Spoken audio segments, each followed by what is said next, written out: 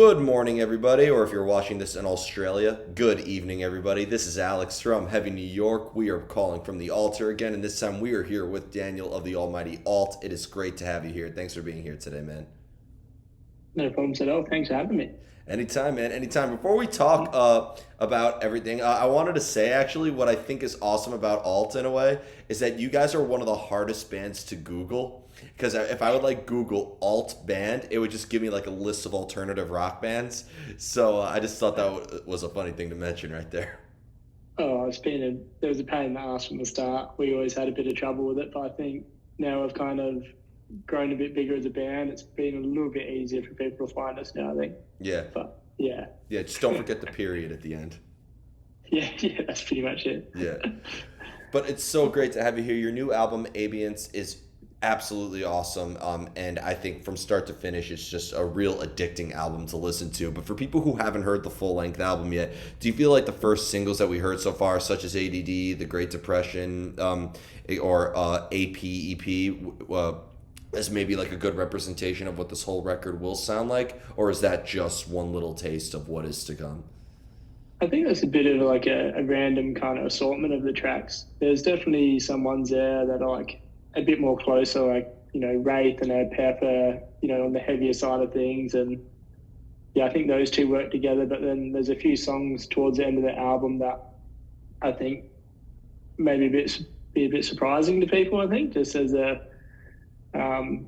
don't know, not something that we've kind of done before. I think so. I think it'd be interesting for us to gauge that as a band to see what people have kind of thought would go in that direction or not. Mhm.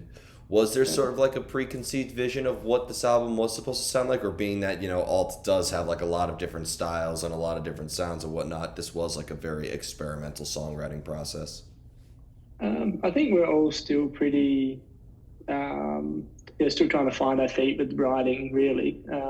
So we've kind of been just poking around with different things and not really holding ourselves to a certain, I don't know, just say like going down the heavy path. Like that's not all we're doing. Like we all generally enjoy, the softer side of music and more melodic side of things as well. So yeah, there's definitely other elements that we wanted to muck around with, and so it's not like a super. I know sometimes you look at an album and you can listen to it from start to finish and there's a consistent theme, but I don't think that's kind of what we've done here with this album. Yeah. Yeah. Well, I mean, I would consider Alt to be a relatively experimental band in that regard Yeah. because of your different styles. So I think it's fair to say like trying new things isn't really like an obstacle, or it's not really like too much of a risk, right? It seems like anything can kind of go in the songwriting process.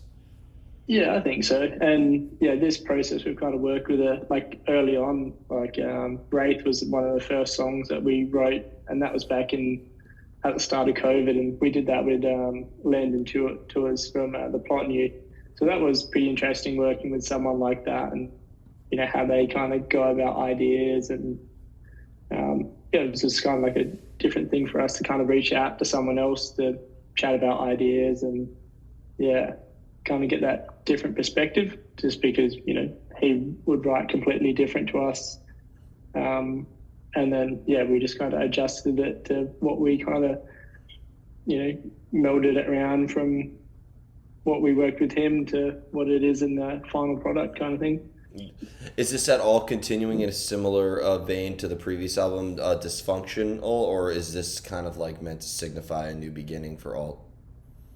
Yeah, I think it's definitely a new beginning. I think, for us, I'm not sure if you're aware, but before we were Alt, we were a band called After Change, and that was like that band had been around for a little while, and there's a fair few member changes and stuff like that.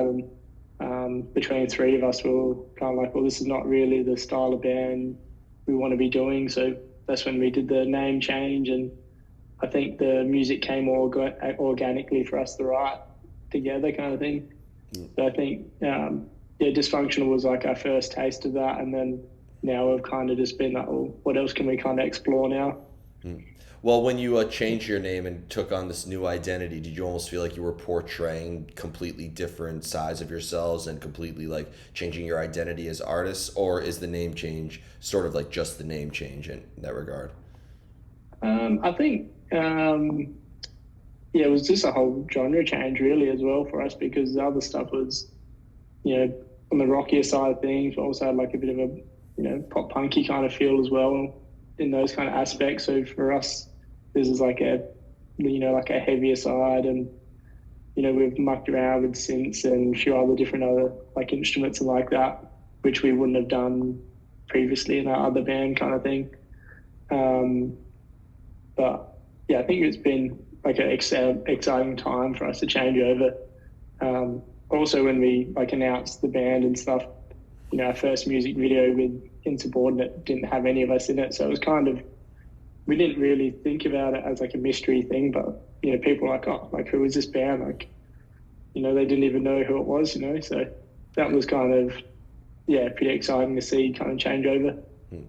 When it comes to having such an experimental sound, being the guitarist of alt, do you almost like adjust your technique depending on whether like the vocal style is being used differently, or like do you feel like almost with a different sound you're incorporating different guitar techniques within that sound? Um, Sometimes like I'll write the leads kind of off what maybe Simon's done or like Simon's other guitarist, and I don't know, I kind of like writing leads to fill gaps sometimes. So like sometimes me and Simon might work together on stuff before the other Daniel comes in and does vocals. So we might write a lead and then that won't work with the vocals, or we'll try to adjust it to kind of work around the vocals sometimes, just because leads are a bit of a hard one sometimes. I think sometimes they can be overpowering and a little bit much. So we've never been like a massive lead kind of driven band, but I think we use it kind of a little bit more for texture than anything. Yeah. And because also, I don't know if maybe this would be the most appropriate question to ask you in a way, but like, Yeah, there's also, I would say, different types of lyrical subject matters. Like, I know that APEP, or APIP, if yeah, depending on how you pronounce it, is like an Egyptian yeah, god in that regard. So you yeah, tackle elements of spirituality, but you also tackle personal elements too. So does that maybe yeah. also adjust to how the music is going to come out to be? A little bit, I think. Yeah, now like some of those songs like a Pep and Wraith are like definitely our heaviest songs we've ever done. So um, yeah, we kind of once we kind of got that set aggression kind of thing going on, we were like, well, yeah, maybe we'll try some different tones to kind of match that aggression and stuff like that. So yeah, in a way, we have kind of done that. Not so much on the lyrical kind of side of things. It's a little bit different, I guess, to try to match that. But I think, yeah, the tones that we kind of wanted to go for are a little bit more on yeah, Mm. the grungier side of things.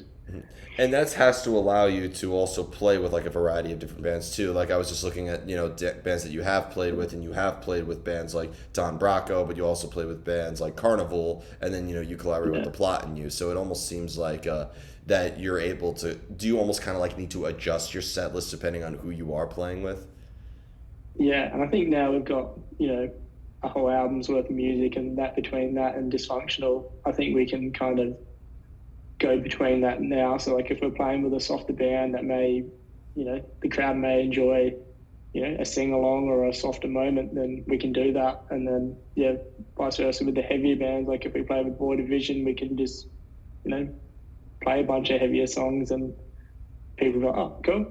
Like it suits the energy that the crowd are expecting. Yeah. Have you noticed different reactions though, or has it been like a different experience depending on who you have played with? Yeah, definitely. I think at the start because we had a bit of a mix. Dysfunctional.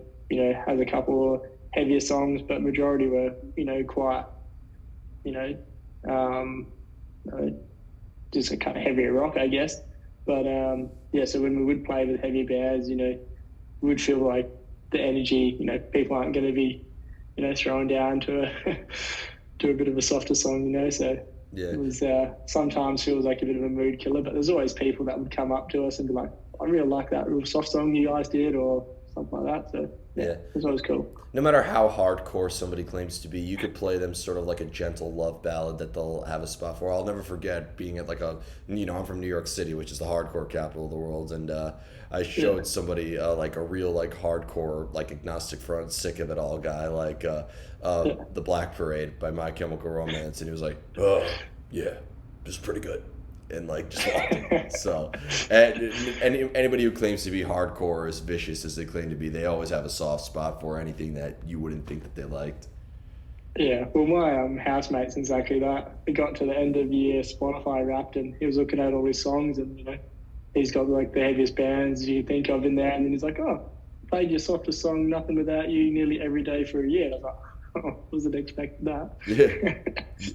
When it comes to playing though, like a very aggressive song or like a more soft, for lack of better words, ballad in a way, do you almost Yeah.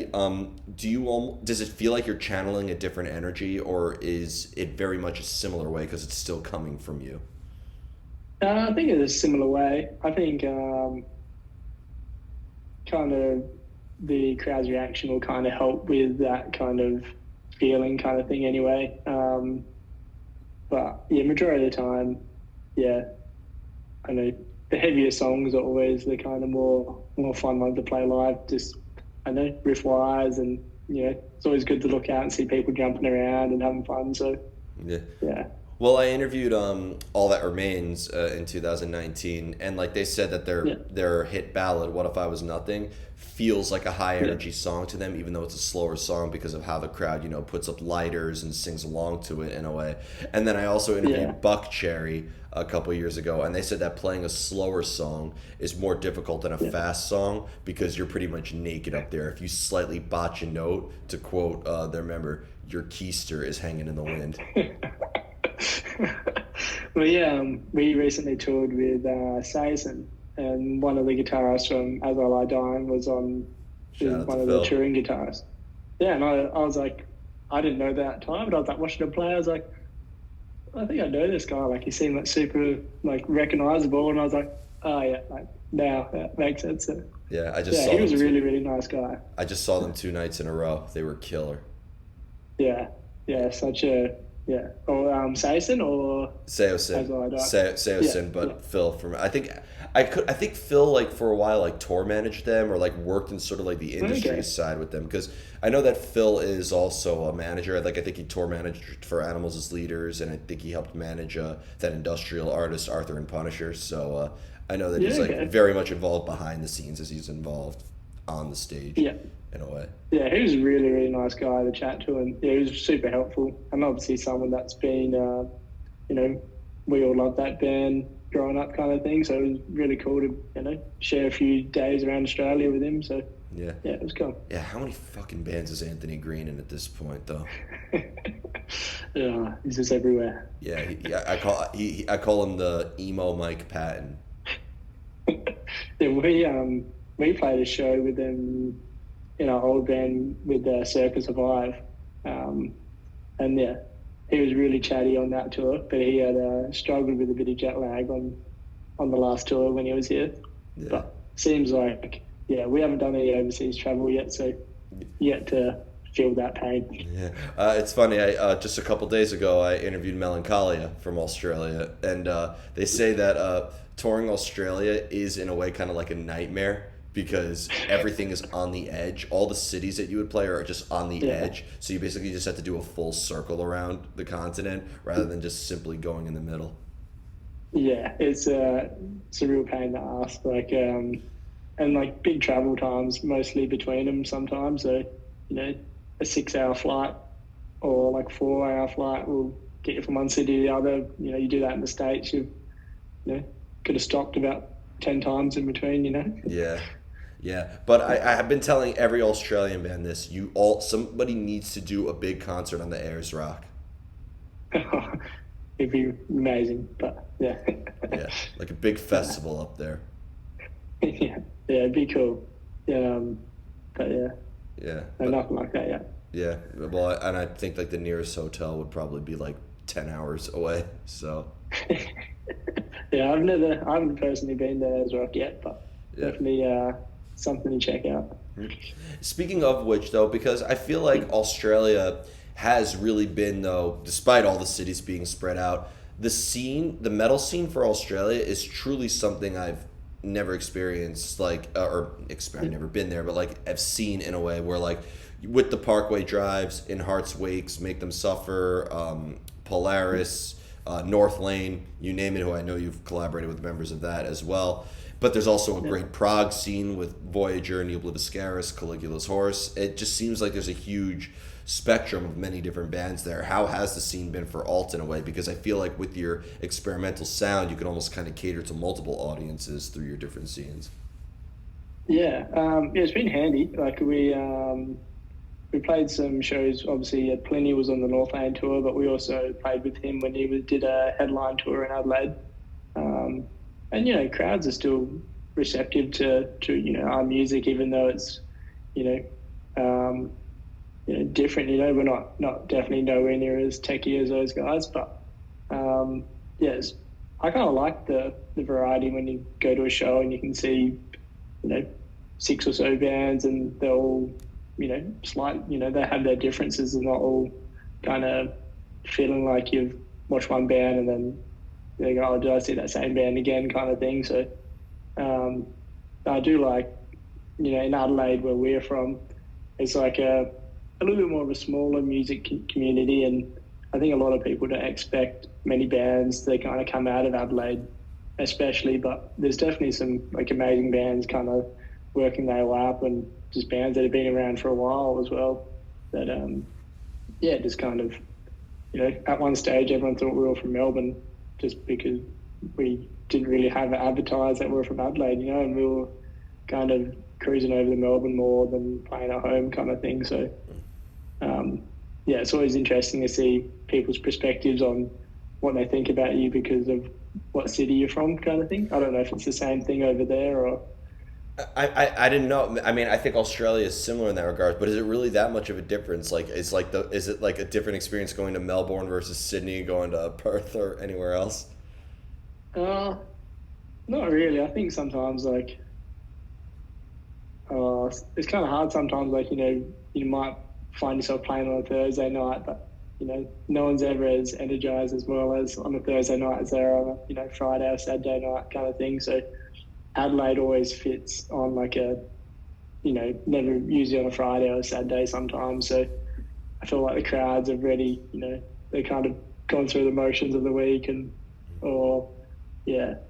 but a bit of weird. And I have 2 more questions for you. Going back to songwriting, but is it, because again, with such an eclectic sound, is it better if really everybody in the band is on the same page when it comes to writing music together, or could maybe all of you being in your different worlds help sort of enhance the songwriting process in a way? Because whenever an artist tells me, like we all mutually came together and it was all such a mutual agreement, I don't really believe it. If you're in a band with 4 to 5 people and you're writing a dozen or so songs, not everybody's going to agree the entire time. Yeah, no, it's definitely like that. There's definitely, I think we've become better at not being precious with certain parts or like certain songs. It's like, if it doesn't feel right for like a majority of people, we're just like, no, we'll put it to the side. It might become relevant, 2 years down the track, or our idea is still an idea at the end of the day. So I think you can't really discount someone's process or idea, because there's always a use for it at some stage. Our writing process, there's definitely songs on the album that Dan loves, and we're like, oh no, we should put that on. But you take a step back and you look at it and you're like, oh, you see it from their perspective, or it might be the other way around, where Dan might be like, oh, I don't know if I can like work with this or whatever. And just sometimes take some time to look at an idea a different way, I guess. Yeah. But I think we're all pretty open to that, which is being good. Yeah. That's always a good thing to have in a band. Yeah. I think you hear a lot of people just have that struggle of, people being yeah, really stuck to ideas and stuff like that. And there's got to be a bit of give and take kind of thing. Yeah, and I see both sides of the argument too. Like it's often very stubborn if somebody's like, my way or the highway. We can't not have this idea. But at the same time, Yeah, it's like, while it could be stubborn, it's like some people just feel so strongly about something in a way like that, and just feel such an attachment to it. So yeah. There's also some merit to that as well. Like if you heard stories of people being like, you know, everyone else in the band thinks the song's garbage, but then it becomes the biggest song ever. Like you just never really know. yep, it happens all the time. I think 90% of the time, with the biggest hit every artist has, they hate it, especially when they have to play it over and over and over again. Yeah. Yeah, that's just sounds like a nightmare. Yeah, I was interviewing the band I Hate God, and they told me a story that when they were at Hellfest, the band Europe played, and they had to play the final countdown Yeah. twice. They opened with it and they ended with it. So, Yeah, we had that. I used to work in a nightclub, and we had Darude come play there once, the electronic artist, and his biggest song was it Sandstorm, and he teased it for every song for his whole set. They'd eventually played that there, and like everyone just really wanted to see that one song, but he dragged it on for like an hour and a half. yeah. I mean, they're in the end, it's though the artist who has that big hit that can laugh it off at the end. If they could forever headline arenas just because of one hit song, that's an accomplishment in its own right. Yeah, for sure. Yeah, I saw Drowning Pool last year. If anybody remembers how far along that band was, and Yeah. they were like, "We all know what song you want to hear, but before we do that, you got to hear some new shit first." Mwahaha. So, Just gets people going. yep, it makes for a funny meme, I must say. Yeah, Yeah. nah, that's good. Yeah. So before we go, I want to thank you so much for your time today and for such an awesome conversation. Is there just anything else with Alt that you would like to promote with the release of ABEYANCE in terms of tours, shows, what else we could be expecting? Maybe a U.S. tour down the line? Hopefully a US tour one day. It's definitely seems a little bit more possible with the couple, with having Resist and Sharp Tone kind of helping us out in the background, and yeah, definitely pushing us forward. So I think yeah, we're just waiting out to our time and an opportunity comes up, and I think we'll that's one of our biggest goals is to go overseas and play. So we yeah, really can't wait. But yeah, thank you again for taking the time, and yeah, really hope you love the album. Oh, of course. Thank you for the amazing music. It definitely needed. But thank you so much, everybody. We are here with Alt ABEYANCE. Be sure to check it out. This is Alex from Heavy New York, and we will see you next time.